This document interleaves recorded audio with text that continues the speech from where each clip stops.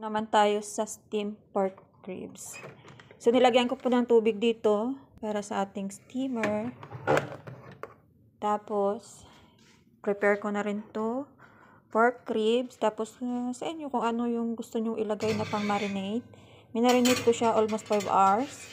So, ilagay natin dyan. Tapos, takpan. Ganun. Tapos, pindot. Ilagay natin sa 100 Celsius. Yan. Tapos, 26 minutes lang siya.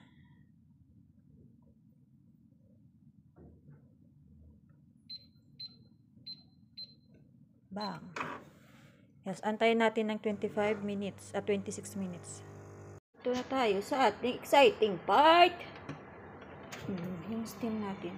Wah, pangusok. Grabe. Yan na.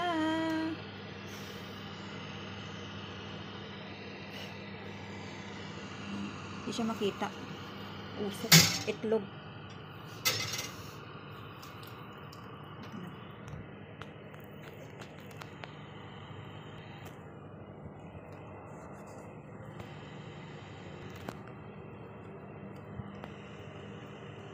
Yan ang ating pork rib.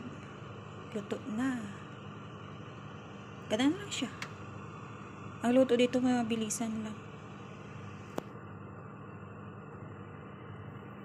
So, ready to eat na ito.